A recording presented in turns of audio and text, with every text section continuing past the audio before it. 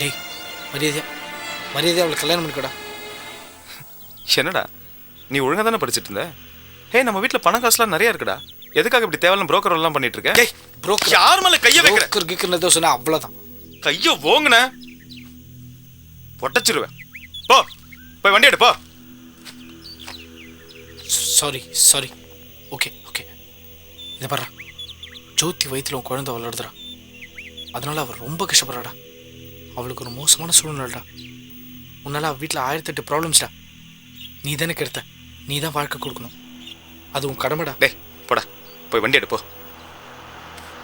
டேய் கெடுத்துட்டு வந்து நிற்கிறோம் பாரு. நீலாம் ஒரு ஆம்பளைடா. ஆம்.